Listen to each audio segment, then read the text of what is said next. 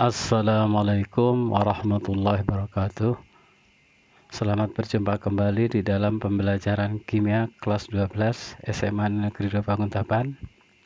Saya berharap para siswa tetap dalam kondisi sehat dan tetap semangat di dalam mengikuti pembelajaran di masa pandemi ini.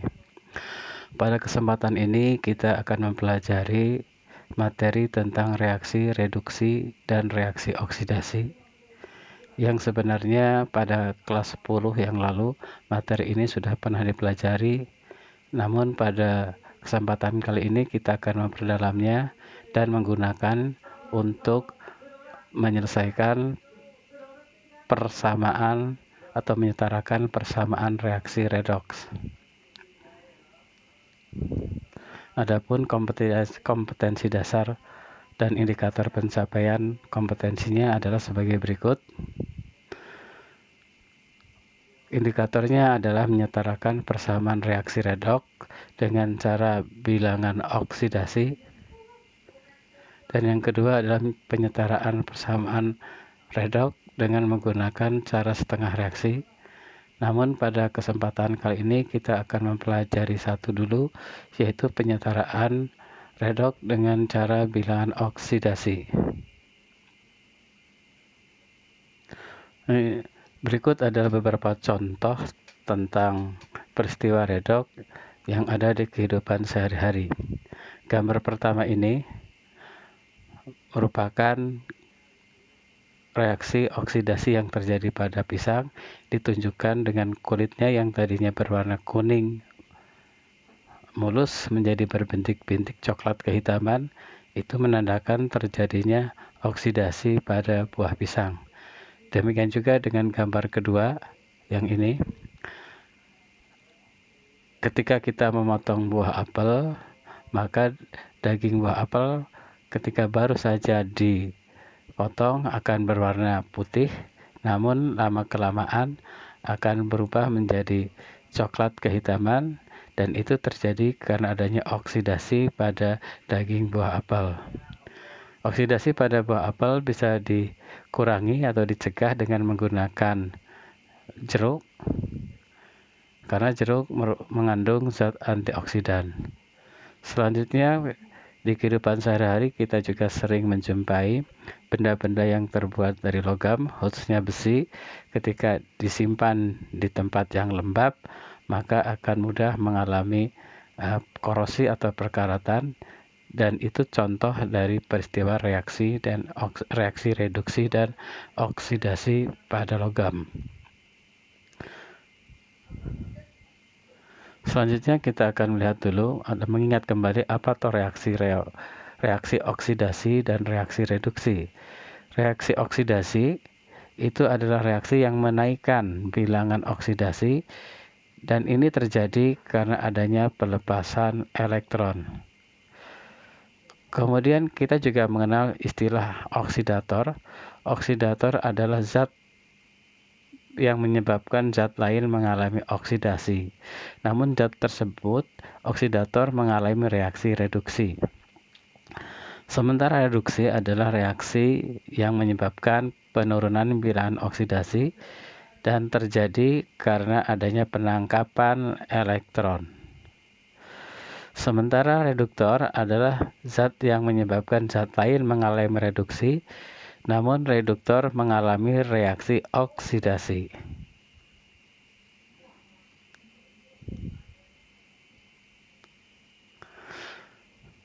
Untuk menjelaskan reaksi reduksi dan oksidasi, kita perlu mengenal tentang konsep reaksi reduksi dan oksidasi. Ada 3 konsep.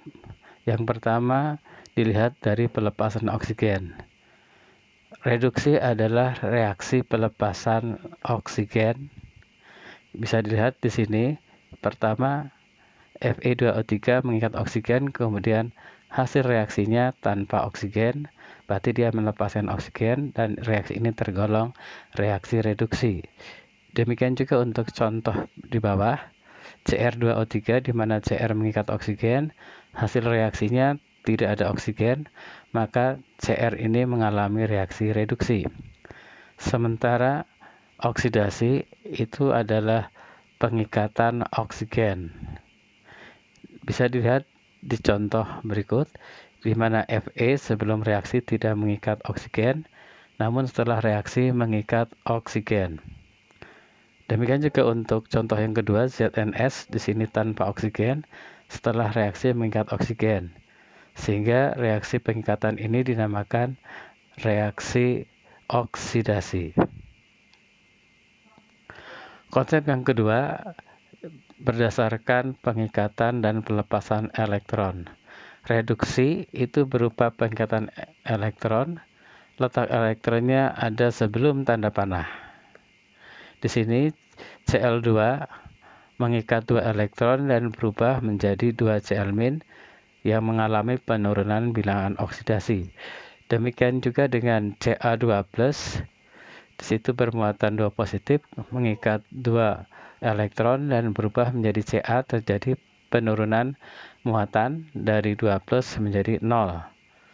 Sedangkan oksidasi adalah reaksi pelepasan elektron. Elektronnya terletak setelah tanda panah dan terjadi peningkatan muatan dari atom atau unsur yang terlibat oksidasi. Sebagaimana di sini bisa dilihat K yang tadinya bermuatan 0 menjadi positif dan Cu yang bermuatan 0 menjadi Cu bermuatan 2+. Kemudian yang ketiga, berdasarkan pertambahan dan penurunan bilangan oksidasi. Reduksi adalah penurunan bilangan oksidasi.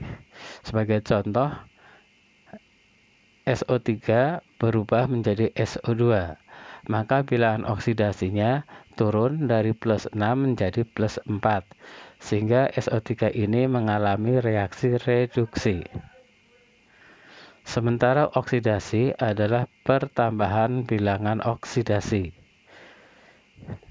Contoh di sini adalah FeO ditambah O2 menjadi Fe2O3, di mana terjadi perubahan bilangan oksidasi dari Fe dari +2 menjadi +3. Maka Fe ini dinamakan mengalami oksidasi.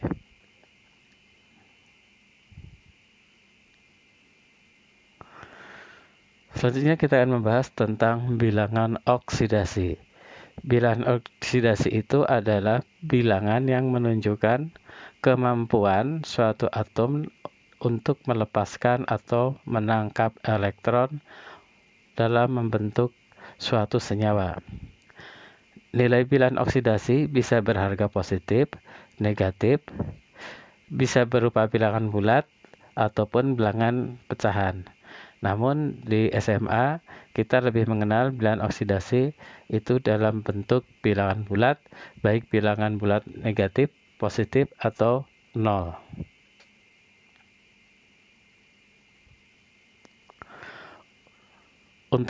Untuk bisa memperdalam reaksi ini, maka kita perlu mengingat kembali penentuan bilangan oksidasi yang sudah dipelajari di kelas 10. Maka saya sarankan untuk membuka kembali beberapa yang bisa kita ingat adalah unsur bebas, itu bilangan oksidasinya adalah 0.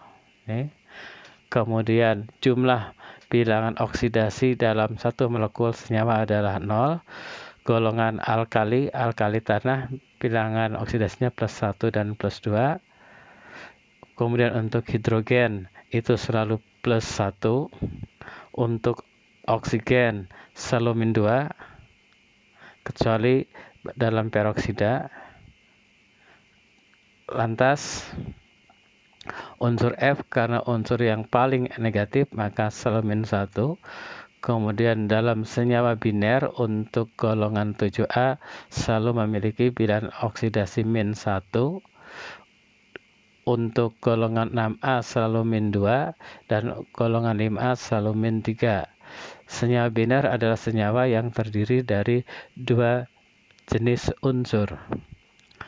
Kemudian bilangan oksidasi untuk ion tunggal itu sama dengan muatannya, contohnya Fe2+ di sini, maka bilangan oksidasinya adalah +2. Berikut contoh untuk menentukan bilangan oksidasi.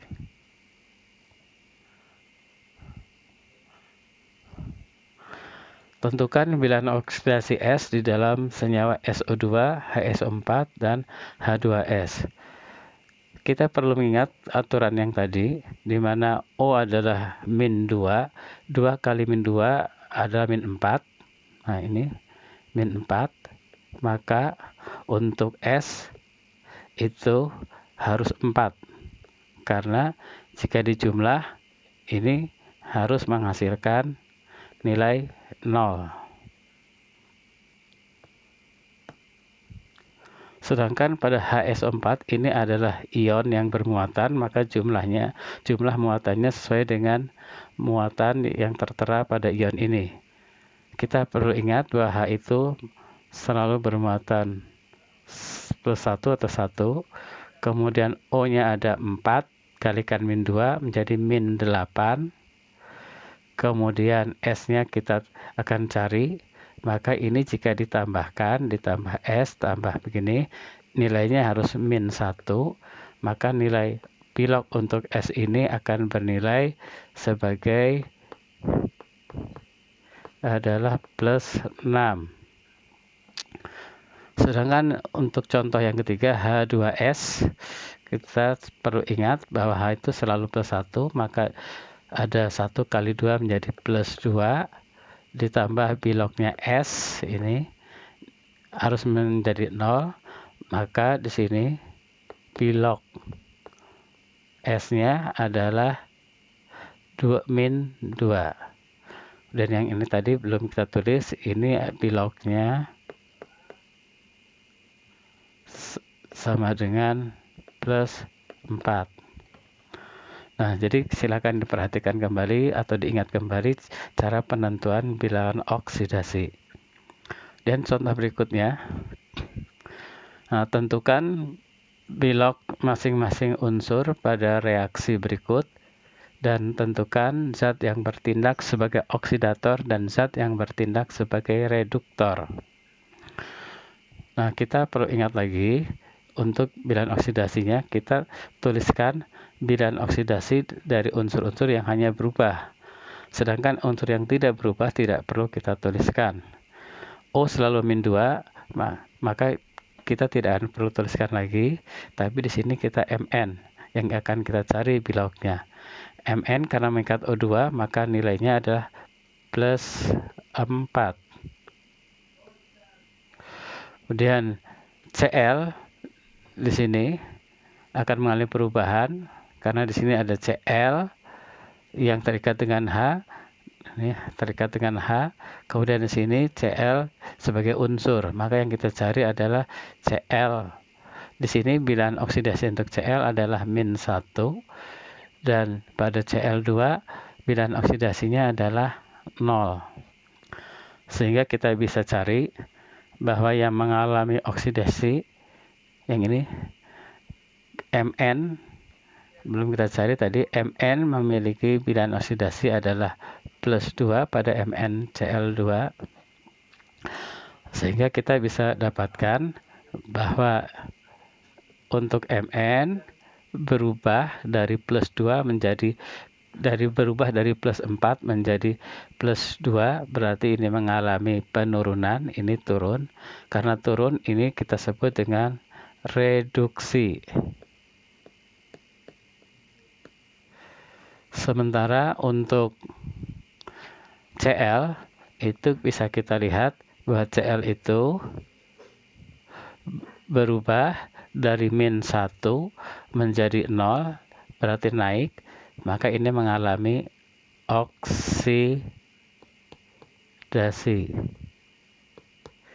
Dengan demikian, sekarang kita bisa lihat, bisa menentukan mana oksidator dan mana reduktornya. Oksidator itu mengalami reaksi reduksi. Yang mengalami reaksi reduksi adalah MnO2. Sehingga jawabannya oksidatornya adalah MnO2. Sementara reduktor itu mengalami reaksi oksidasi, maka yang mengalami oksidasi ada Cl yang terikat pada HCl sehingga reduktornya adalah HCl.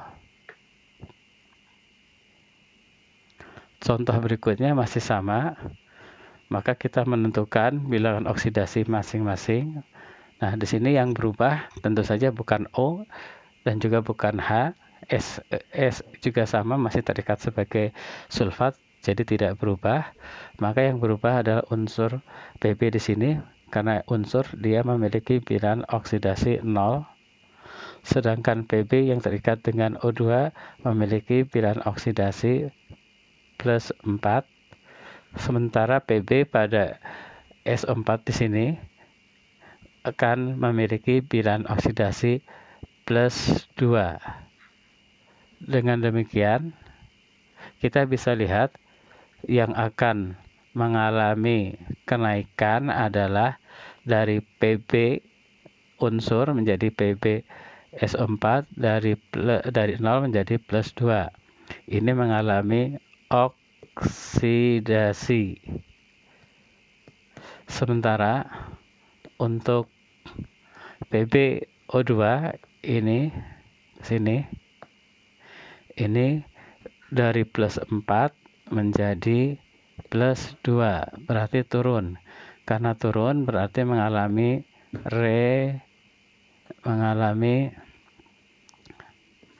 reduksi. Sehingga demikian kita bisa tuliskan oksidator itu yang mengalami reduksi adalah PbO2, sedangkan reduktornya itu zat yang mengalami reaksi oksidasi adalah Pb.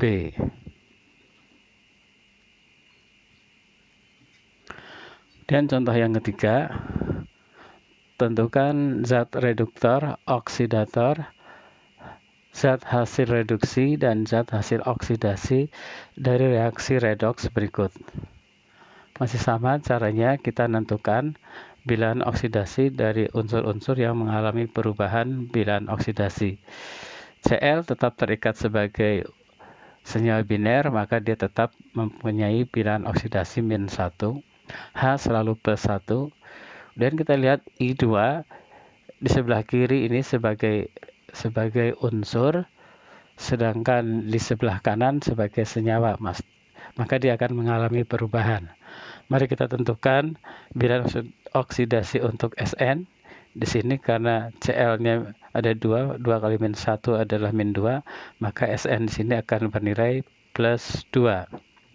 Maka Sn yang sebelahnya karena mengikat 4 atom Cl, maka akan bernilai plus 4. Sementara I ini akan mempunyai bilangan oksidasi 0 karena dia sebagai unsur, dan I di dalam senyawa Hi ini akan memiliki bilangan oksidasi min 1.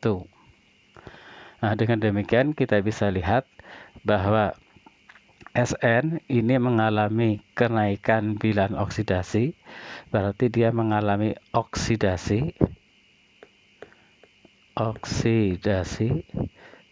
Sementara untuk I ini mengalami penurunan karena dari 0 menjadi min 1. Sedangkan untuk Sn tadi dari plus 2 menjadi plus 2, dari plus 2 menjadi plus 4. Nah, untuk I ini mengalami penurunan, maka ini kita sebut reduksi. Sehingga kita bisa tuliskan sekarang oksidator,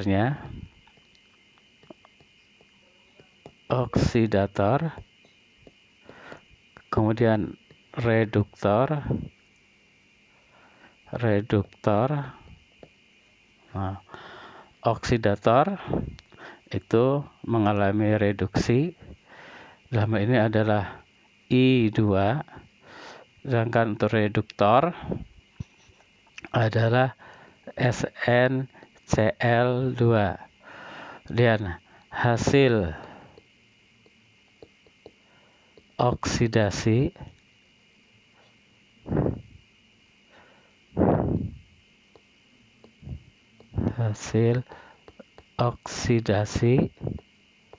yaitu SnCl4, hasil reduksi yaitu Hi.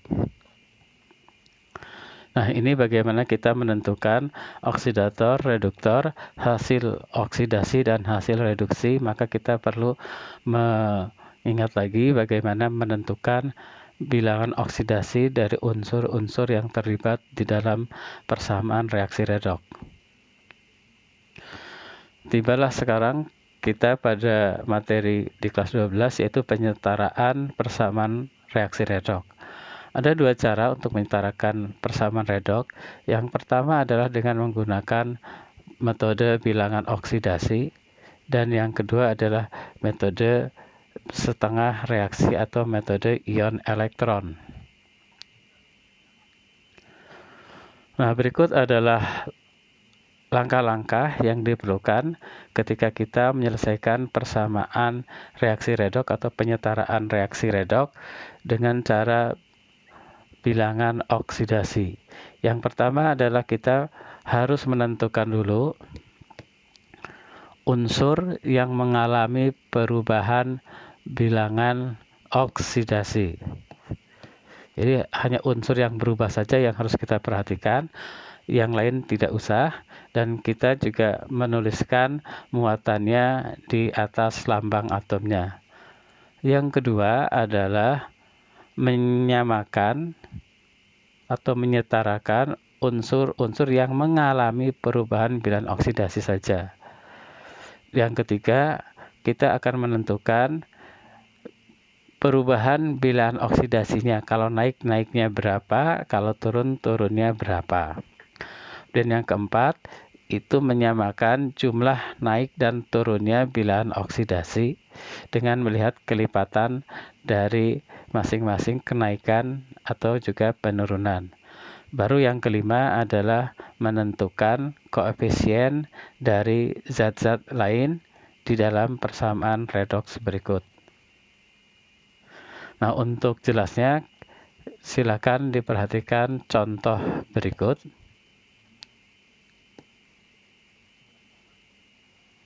Setarakan persamaan reaksi redoks berikut. Nah, langkah yang pertama kita harus menentukan unsur mana yang mengalami perubahan bilangan oksidasi. Seperti dikatakan di awal, O tidak akan berubah, demikian juga dengan H. Maka yang akan berubah adalah unsur Cu dan unsur N. Nah, di sini kita bisa lihat bahwa Cu dan N ini yang menjadi perhatian kita. Nah, kita tuliskan dulu bilangan oksidasi untuk Cu. Karena dia mengikat O, maka Cu di sini memiliki bilangan oksidasi plus 2.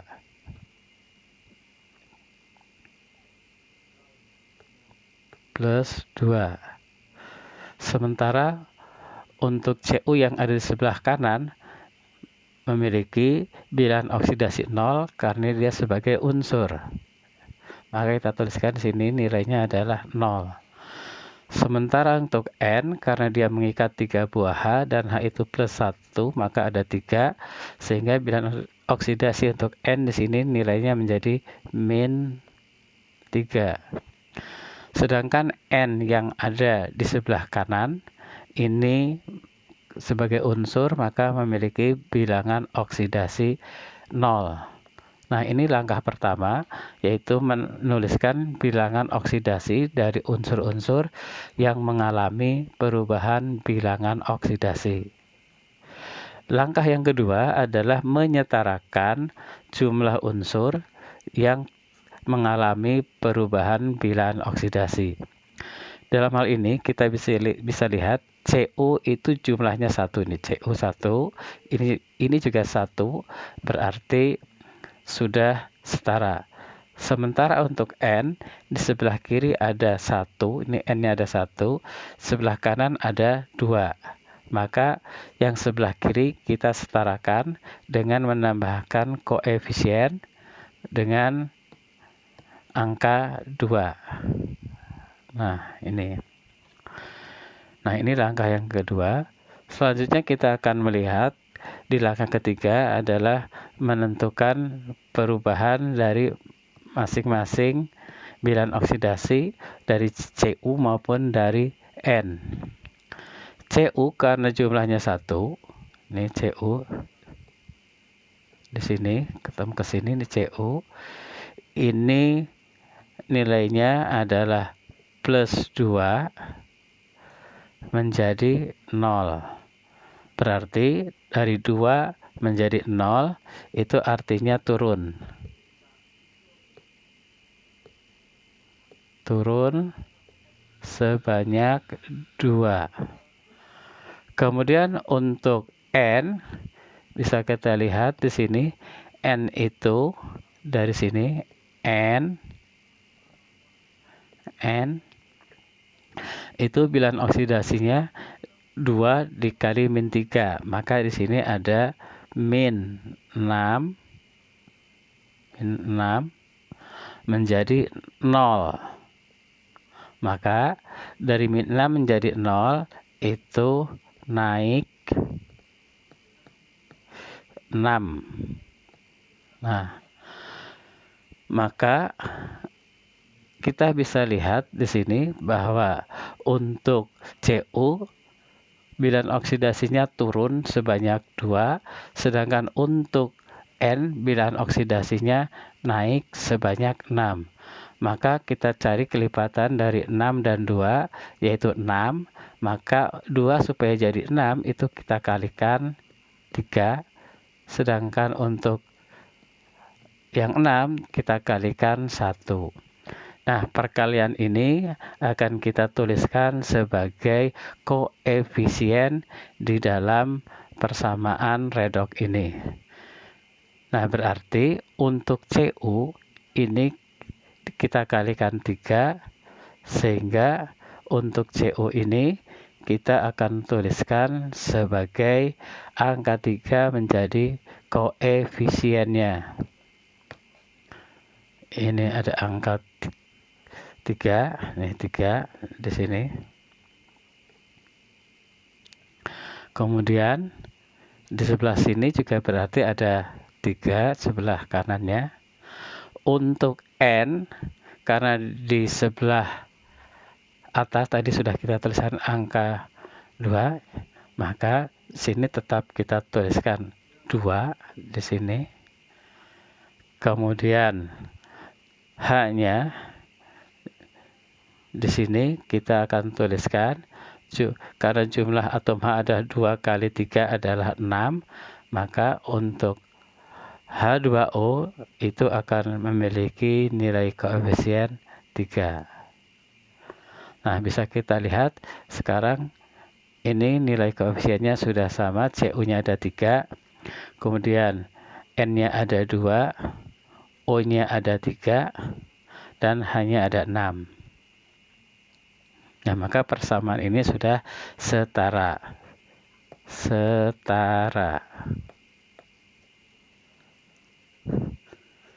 Dan kita lanjutkan satu contoh berikutnya yang lebih banyak.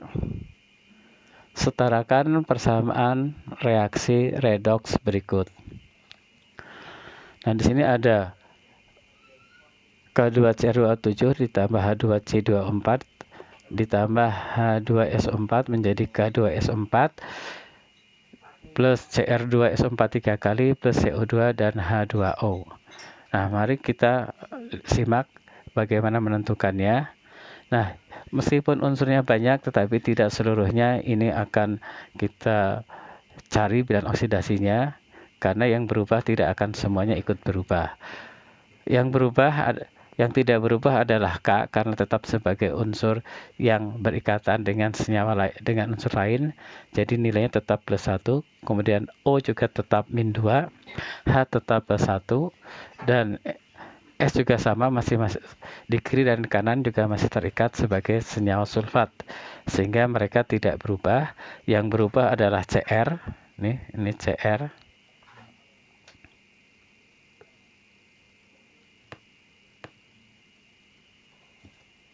Yang berubah adalah Cr, sekali lagi. Ini Cr dan C. Nah, ini Cr di sini dan C di sini. Nah, Cr bilangan oksidasinya bisa kita tentukan.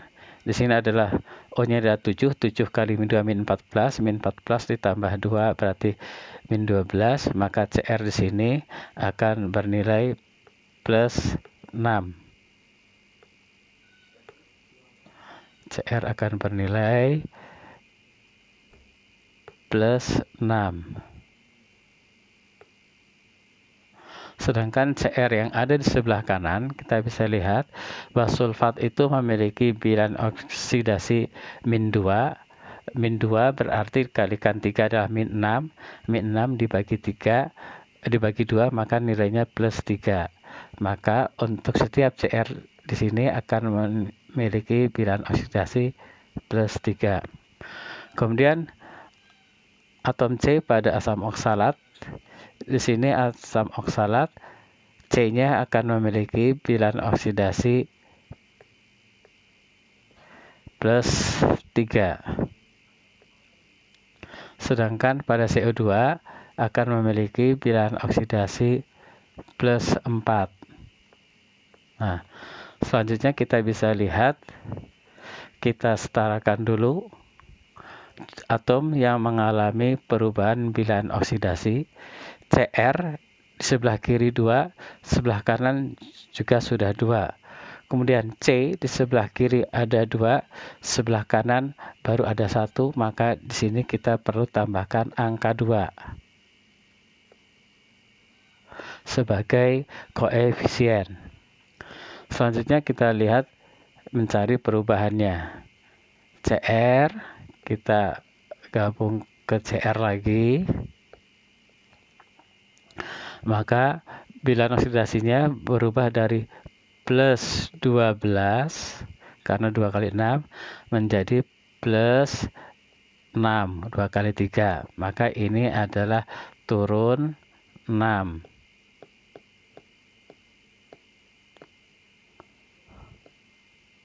Sedangkan untuk C, bilangan oksidasinya bisa kita lihat di sini C-nya ada 2. Nah, kita ke atas sini C, kita tarik ke sini C. Nah, C ini bilangan oksidasinya ada 2 kali 3 adalah +6. Kemudian sebelah kanan ada 2 kali 4 jadi +8. Maka bilangan oksidasinya itu naik 2.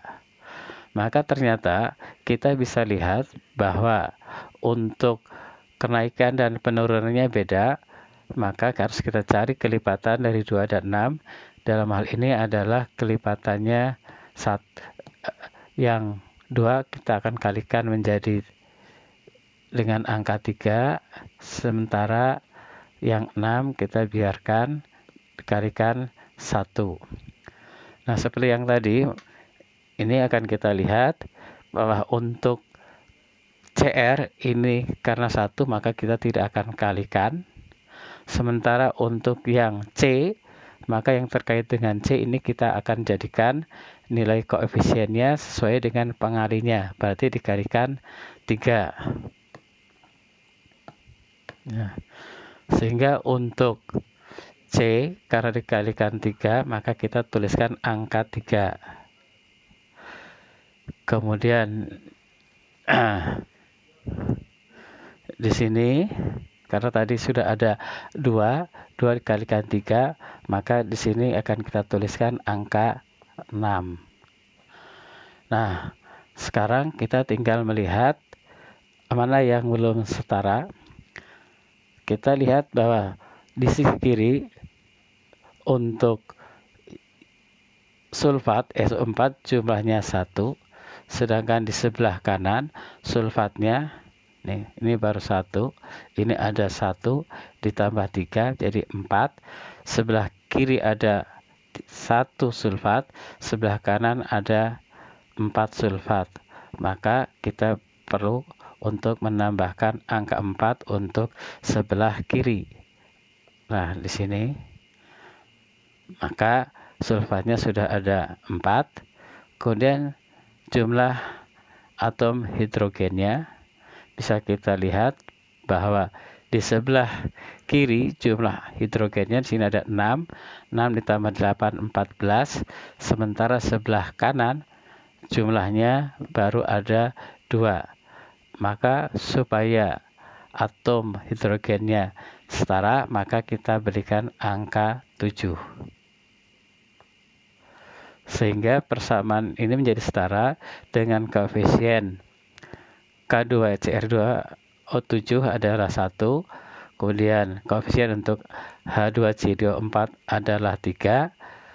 Koefisien untuk H2S4 4. Kemudian sebelah kanan hasil reaksinya K2S4-nya koefisiennya 1. Kemudian untuk CR2SO4 koefisiennya 1. Dan untuk CO2 koefisiennya 6, serta untuk H2O koefisiennya 7. Nah, jadi persamaan ini sudah setara.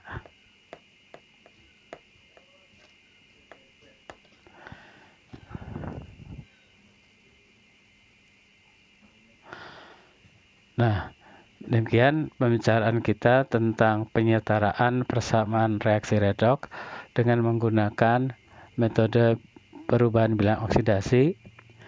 Silakan untuk dipelajari kembali baik dari video ini ataupun dari materi pembelajaran yang disertakan di eBadu Learning. Selamat mencoba berlatih, selamat belajar. Jika kurang jelas silakan ditanyakan melalui chat, melalui WA ataupun melalui chat yang ada di eBadu. Demikian, atas perhatiannya diucapkan terima kasih. Assalamualaikum warahmatullahi wabarakatuh.